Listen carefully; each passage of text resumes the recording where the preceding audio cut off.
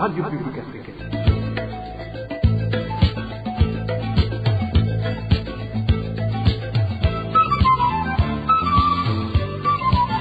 Radio Publique Africaine.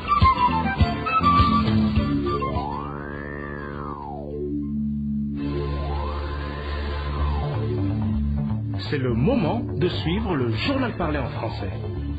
À la présentation, Josiane Mouzaned. Au sommaire de cette édition, une centaine de personnes de la commune Nyanzalak dénoncent une stratégie de les spolier leurs terres. L'astuce trouvée par l'administration locale est de faire passer les terres domaniales que ses habitants exploitaient pour une propriété privée appartenant à un seul individu.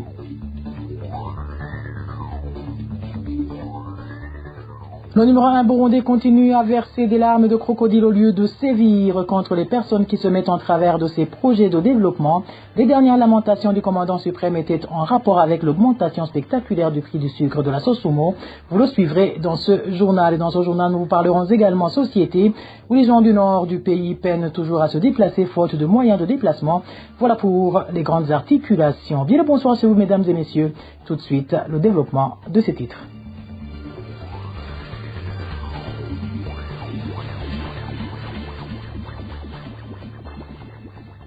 Rebonsoir. Les larmes du numéro 1 burundais n'autorisent pas. Lors de sa récente descente effectuée en province Gitega, Évariste Ndayishimiye s'est encore une fois plaint de ceux qu'il ne cesse d'appeler ses détracteurs. En effet, dans cette nouvelle capitale politique, il s'est dit consterné de voir que la situation a dégénéré de telle façon qu'il a dû livrer un combat acharné en territoire étranger et plus précisément en Tanzanie contre des Burundais qui avaient bloqué l'approvisionnement du carburant stocké dans ce pays. Je vous propose de suivre le président Évariste Ndayishimiye.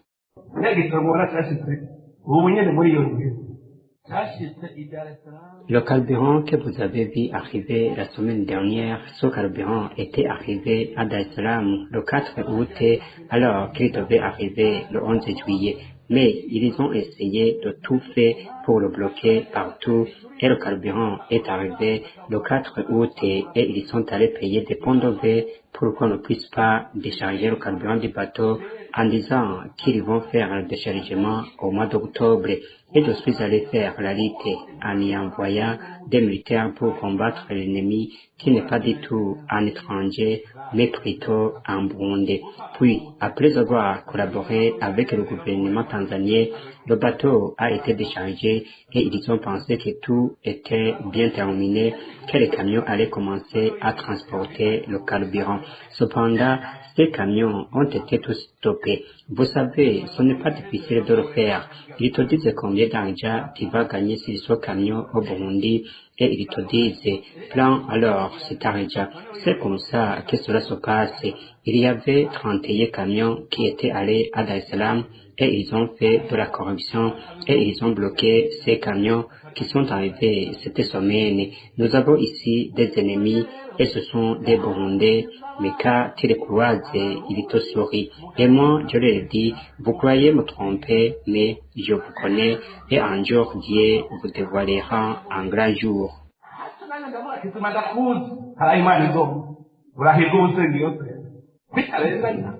Pour Gabriel Oufti, le président Ndayishimiye devrait montrer sa responsabilité par des actes et non se contenter de se lamenter comme des simples citoyens lambda. Suivez Gabriel Oufti, il est le président de l'OLUCOM. Muramaze kumva ko muri leta kenshi bidoga bavuga yuko abantu bashora ibintu hanze. Vous avez déjà entendu au sein du gouvernement que beaucoup se lamentent que les gens qui importent les marchandises de l'extérieur, ils ne ramènent pas l'argent.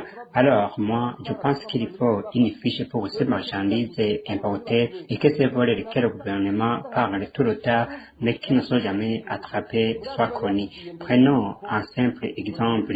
J'ai entendu le président de la République, vous savez, qu'il nous avait dit auparavant que le carburant sera disponible dans 2 jours. Il a déclaré à Msaga. Et hier, nous avons entendu que les gens du gouvernement se sont rendus à Dar es Salaam car il y avait quelqu'un qui avait freiné les camions de carburant depuis des jours. Normalement, le président est une personne très puissante dans ce pays et dans le monde. Ces personnes qui paralysent tout le pays, que le président continue de parler sans qu'il prenne une décision. Où est réellement le problème?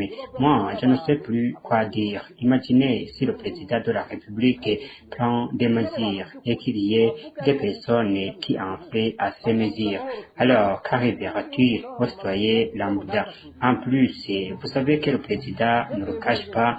Il le dit ouvertement que ces personnes font des choses horribles. Mais si ces personnes qui perturbent la sécurité de tout le pays et que le président de la République parle d'eux, que pouvons-nous faire?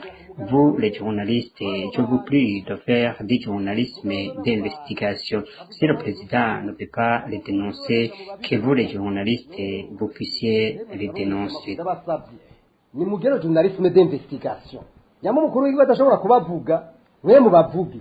Je vous le disais en titre, le discours du président de la République Évariste Ndayishimiye sur la hausse exagérée du prix du sucre interroge sur ses responsabilités et capacités à gouverner. Au moment où la Sosumo, une société entièrement au capital public, vient de revoir à la hausse le prix du sucre à plus de 120%, le président Ndayishimiye se dit scandalisé et rejette la faute sur des autorités qui ne citent ni n'interpellent jamais, et cela en présence de sa ministre du Commerce, Chantal Nijimbere. Les détails avec Clovis Nyonzima. La direction de la société sucrière d'Omoso, Sosumo, a récemment décidé le nouveau prix du sucre qui passe de 3 300 francs à 8 000 francs par kilogramme. La Sosumo est une entreprise publique qui d'ailleurs fonctionne par des fonds de l'État du moins à 99%. Toutefois, le président de la République du Burundi, Évariste Ndayishimiye, dans son discours en province Chankuzo, s'est dit scandalisé par cette hausse exagérée du prix du sucre, tout en montrant qu'il est contre ce fait, comme si les responsables ne sont pas sous ses ordres et ne donnent pas de rapport chez lui. C'était le 17 septembre dernier.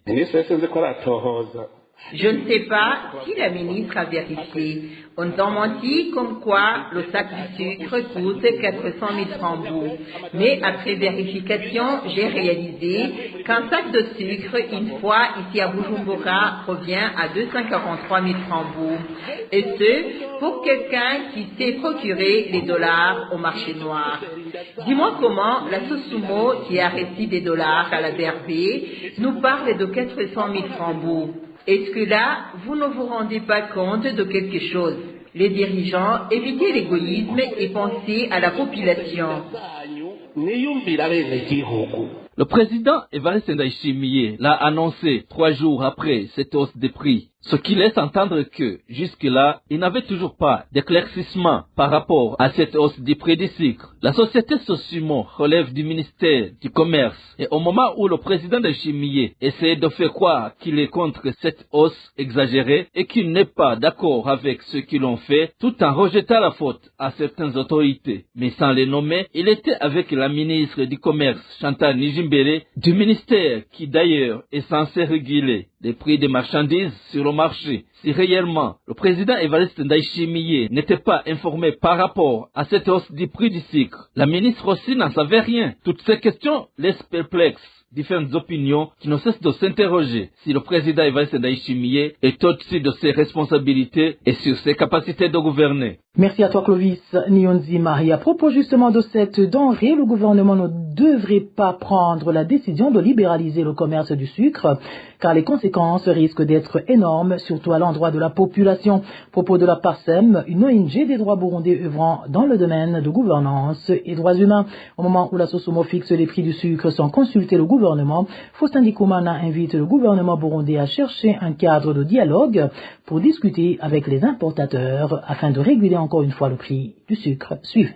D'abord, très récemment, le gouvernement a pris une décision de libéraliser le commerce du sucre à travers une ordonnance signée conjointement entre le ministère des Finances et le ministère du Commerce. Il y a des conséquences immédiates quand le gouvernement décide de libéraliser le commerce d'un produit. Il y a des conséquences immédiates parce que le gouvernement dit ne plus réguler les prix dans ce secteur. C'est là les conséquences. Donc, on peut voir une chose de son côté. Mais ici et là, dans le quartier, on constate qu'on achète le prix du sucre, dans le kilo du sucre à 10 000, 11 000, pour le sucre qui nous vient de Ouganda ou ailleurs. Sinon, le statut juridique de la SOSOMO devait être clarifié aujourd'hui. Est-ce qu'il est libre? Est-ce que le gouvernement ne peut plus intervenir? Les relations entre le gouvernement et la SOSOMO.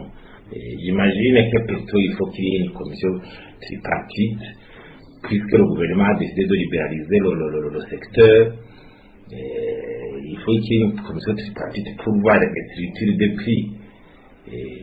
Que ce soit au niveau de l'importation, que ce soit au niveau de la SOSOMO. Je crois que quelque part, l'État peut avoir un cadre de dialogue entre les importateurs du sucre et la SOSOMO pour voir si cette structure des prix sont réelles.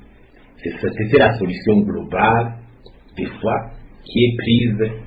Mais il faut voir si on libéralise un secteur où les offreurs du produit deviennent nombreux pour que la concurrence soit réelle. Donc, je crois quelque part que le gouvernement, à partir de ce cadre de dialogue, pourrait clarifier et aussi clarifier ses relations avec la SOSOMO. Parlons à présent droits de l'homme, où le mouvement international de la jeunesse burundaise MIJEB en sigle se dit scandalisé par la violation flagrante opérée par la justice burundaise qui a osé arracher les sérums au docteur Christophe Sahabo alors que ce dernier était en état de santé inquiétant de par les pathologies qu'il présente. Propos du porte-parole de ce mouvement qui demande à ce que ce docteur soit transféré dans une structure de santé à la hauteur, tout comme les autres détenus qui sont dans le même cas et nécessitent une surveillance médicale intensive. Suivez à ce propos Daniel Ngendakumana, il est le porte-parole du MIJEB. Le mouvement international de la jeunesse burundaise est indigné par l'arrestation et l'incarcération dans des conditions anormales du docteur Christophe Sahabo, qui vient juste de passer plus de 2 ans sans qu'un jugement transparent ne soit rendu sur son cas. Et outre cette incarcération injuste, le mouvement international de la jeunesse burundaise déplore sa privation d'accès aux soins de santé dont il a besoin actuellement. Et récemment, il est sorti de l'hôpital où il était hospitalisé pour une pathologie grave qui nécessite une surveillance en soins intensifs. Il s'agit d'une grave violation des droits des patients. En effet, tout patient a droit aux soins et ces droits sont fondés sur les grands principes de protection des personnes et dans le principe de la déontologie médicale. Ces droits déclinés ici et tels qu'ils sont garantis dans le code de la santé publique sont qualifiés de droits individuels. Et tenant compte de son état de santé dégradé, tel qu'il est dénoncé et manifesté le jour de sa comparution, le mouvement international de la jeunesse burundaise recommande son admission dans une structure appropriée pour son assistance médicale. Et en fait, le mouvement international de la jeunesse burundaise estime que dans une telle situation, il y a autant de détenus condamnés ou présumés et plaide pour leur traitement humain. Le mouvement international de la jeunesse burundaise invite les organisations de défense des droits humains, tant nationales qu'internationales, à œuvrer pour le bien-être de tels cas de détenus qui ont des souffrances, qui ont une santé détériorée, qui ont des morbidités diverses. Droits de l'homme toujours, plus de 200 habitants des collines Nebuheka et Mouboulé, situés en commune de Nyanzalak de la province Makamba, effectuant leurs activités champêtres au niveau du marais de Nyabalere, alertent et disent qu'ils sont en train d'être spoliés de leurs terres par un individu qui agit en complicité de l'administrateur de Nyanzalak. L'individu en question aurait pris possession de toutes les terres domaniales cultivées depuis longtemps par ces centaines d'habitants de la place. La raison avancée serait que ces terres lui appartenaient dans le passé. Le point avec Éloge Divin Rémiche. Le marais de Nyabalere, actuellement en conflit, se situe au milieu des collines Buheka et Mouboulé et s'étend sur une superficie de plus de 30 hectares, indiquent certains des exploitants. C'est un marais qui était exploité par plus de 200 individus, lesquels individus avaient obtenu la permission d'exploitation pendant la Deuxième République sous le régime du président Feu Jean-Baptiste Bagaza. Ce régime avait aménagé en premier lieu le marais de Nyabalere avant qu'un autre réaménagement de façon moderne ne fût opéré par le projet Propao grâce au financement du gouvernement. S'en est suivi la délimitation de ce marais révèle certaines sources. Les individus parmi les plus de 200 lésés font savoir que la spoliation en cours est en faveur d'un certain Aaron Ngulibiriho, un rapatrié de la Tanzanie qui s'était exilé durant la crise de 1972. Des informations en provenance de différentes sources affirment que le mari en litige est frontalier des terres d'Aaron Ngulibiriho. Ce dernier avait perdu ses terres après avoir quitté le pays en 1972 et ces terres avaient été exploitées par un prénommé François. Après son retour au pays, Ngulubiriho s'est confié à la Commission nationale des terres et autres biens et ces derniers avaient tranché en sa faveur en 2013, mais au moment de lui rendre sa partie, cette commission lui a également donné la partie exploitée par les plus de 200 individus lésés. Certains individus parmi ces derniers avaient nié la décision de la CNTB, un refus qui leur avait même coûté un emprisonnement avant que le parquet de Makamba ne les blanchisse et montre que le marais de Nyabalere leur appartient. Depuis quelques semaines, l'administrateur de Nyanzalak, en complicité avec certaines personnes, a empêché les plus de 200 individus lésés de continuer l'exploitation du marais de Nyabalere. Des sources font savoir que cela a été fait dans l'objectif de donner le dit marais à Aaron Ngulibiriho en se basant sur la décision prise par la CNTB en 2013. À l'heure actuelle, les 200 individus lésés n'ont pas le droit de s'occuper de leur champ de culture. Par contre, le nommé Ngulibiriho a le droit de récolter certaines cultures, en plus des autres qui se trouvent en mauvais état car elles ne sont pas arrosées. Dans le marais de Nyabalere, on y trouve des cultures de maïs, de légumes, de haricots, du riz, de palmeraie et d'autres. Ceux qui se sont confiés à la RPA parmi les individus lésés indiquent ne pas comprendre le comportement de l'administrateur de Nyanzalak, d'autant plus que le marais de Nyabalere a été délimité dans l'objectif de le différencier avec la partie d'Aaron Ngulibiriho. Ils demandent ainsi d'obtenir la permission de s'occuper de leur culture afin qu'ils ne soient pas totalement endommagés et aussi d'être écoutés pour ne pas être spoliés au profit d'un petit groupe d'individus mal intentionnés. La rédaction de la RPA a téléphoné Marie-Gorette Iramunda, qui dirige la commune de Nyanzalak, pour recueillir sa réaction et nous a répondu que le marais de Nyabalere n'est pas du domaine de l'État et qu'elle se base sur les décisions de la CNTB pour affirmer que ce marais appartient à Aaron Ngulibiriho. Il a ajouté que les individus lésés doivent attendre la réponse d'une commission qui va demander au conseil communal de mettre en place pour mener des investigations afin de connaître le vrai propriétaire du dit marais. Éloge Divin Rémiche, sans transition, passons à la page société où le transport en commun par des bus de type Quaster est toujours utopique dans les provinces situées au nord du Burundi.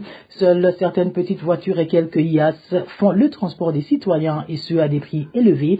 Les Quaster disponibles certaines fois appartiennent à des agences de transport et leurs chauffeurs indiquent qu'elles s'approvisionnent au marché noir à des prix élevés. Les détails avec Hervé Nioli. Des habitants des provinces du nord du pays qui se sont entretenus avec la RPA révèlent que ces derniers temps, ils rencontrent des difficultés pour se déplacer. Ces habitants font savoir que souvent, ce sont des véhicules de type Probox et EIAS qui sont disponibles seulement. Les Quastels appartenant en majorité à des agences de transport et en possédant la capacité de déplacer un nombre élevé de clients sont presque introuvables. Les Quastels appartenant en majorité à des agences de transport et possédant la capacité de déplacer un nombre élevé de clients sont presque introuvables. Une situation qui pousse les conducteurs de Probox et EIAS à hausser comme bon leur semble le prix de transport.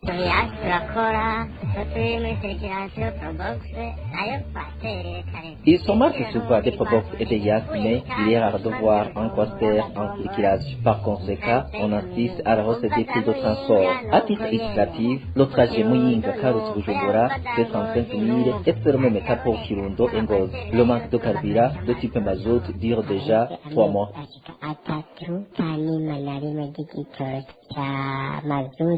S'il arrive que les Quastels obtiennent du mazout au marché noir à un prix élevé, les prix sont revus aussi à la hausse d'après nos sources. Ces derniers expliquent que les Quastels haussent les prix secrètement pour éviter d'être infligés des amendes pour non-respect des prix officiels. Par conséquent, si tu quittes Muyinga vers Bujumbura, le prix officiel est de 16 500 francs burundais dans les agences de transport qui disposent des Quasters. Mais les chauffeurs disent aux clients qu'ils souhaitaient être déplacés déplacés, ils doivent payer 20 000 francs burundais et vont leur donner un ticket de 7 500 francs burundais. Les agents les fait de quater en circulation et disent qu'ils n'ont pas de mazout car ils s'approvisionnent au marché noir.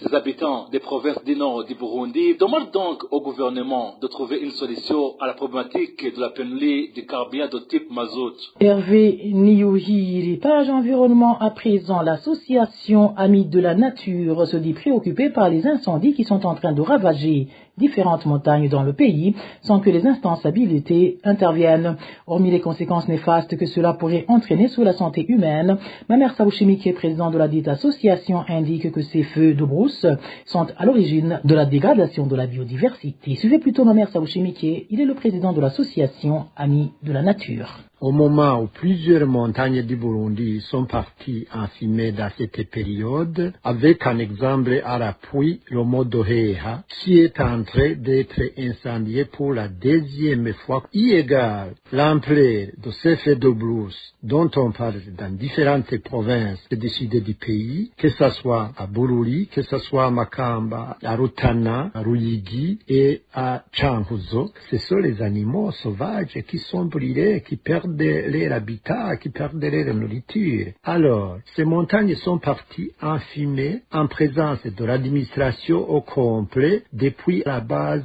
jusqu'au sommet de l'État. Le gouvernement du Burundi, les différents cadres du ministère de l'Environnement sont là, l'administration au niveau province, au niveau territorial sont là, les administrateurs, les chefs de colline, les chefs de cellules sont là. Il y a beaucoup de facteurs, beaucoup d'atouts qui sont à la base de la prévention et de la lutte contre ces feux de brousse. Les services techniques, le BPI, en particulier la police de protection, et surtout les textes juridiques qui régissent la protection de l'environnement. C'est le cas notamment du code forestier, du code de l'eau, du code de l'environnement. Pourquoi ça? Avec l'existence de ces instances, ces feux de brousse, nous les qualifions de catastrophes naturelles, parce qu'ils ont des conséquences extrêmement néfastes sur la santé humaine. Ces feux de brousse provoquent l'érosion, c'est l'intoxication de l'eau que nous consommons. Ce sont différentes maladies dans tous les secteurs. Et quand il y a l'érosion, il y a la perte de la fertilité du sol et par conséquent la famine. Il y a la biodiversité de ces collines et de ces forêts qui sont pratiquement brûlées. Comment les touristes vont venir au Burundi sur des montagnes et des forêts qui sont en train d'être brûlées? C'est vraiment ce qui est dommage. Selon Mamer Saouchimi, le président Évariste Ndayishimiye devrait renoncer au pouvoir car incapable de nourrir les conventions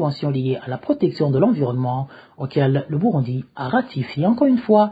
Mamer Saouchimi. Le Burundi a ratifié 8 conventions internationales de protection de l'environnement. Et je citerai, par exemple, la Convention des Nations Unies sur le changement climatique. Ici, je me pose la question de savoir ce que le représentant du gouvernement du Burundi va dire à la prochaine conférence sur le changement climatique de novembre. Parce que ce qui se fait au Burundi, c'est contraire aux directives de cette convention. Il y a les feux de brousse qui sont là. Cette convention prône la lutte contre ces feux de brousse. Il faut respecter le protocole de Kyoto qui est appelé à réduire les gaz à effet de serre. Et au Burundi, il y a ces fumées de brousse qui produisent des dioxines et qui abîment la couche d'ozone. Vous avez également une autre convention internationale, l'accord de Paris, qui est la convention pour la protection de la biodiversité. Il y a la convention aussi des Nations Unies sur la lutte contre la désertification. Donc, nous constatons que le gouvernement du Burundi, dirigé par Évariste Ndayishimiye, a trahi le peuple burundais. Nous n'exagérons pas si nous demandons sa démission. Il faut qu'il y ait un gouvernement capable de protéger l'environnement, de protéger les eaux, lutter contre ces feux de brousse, contre la destruction des forêts. Beaucoup d'organisations nationales et internationales ont crié haut et fort en faveur de la protection de l'environnement au Burundi, mais en vain. C'est pour cette raison vraiment que nous demandons au président de la République de prendre cette décision si difficile pour lui, mais très utile pour l'intérêt supérieur de la nation. En suivant l'exemple d'Imouami, qui a accepté de quitter le trône, c'est une décision, je sais, difficile à prendre, mais c'est vraiment l'honneur pour Évariste Ndayishimiye et son équipe. Et voilà, mes fidèles de la RPA, c'est par ici que prend fin le journal en français de ce vendredi 20 septembre 2024. Merci pour votre aimable écoute. Merci également aux équipes rédactionnelles et techniques pour leur franche et parfaite collaboration.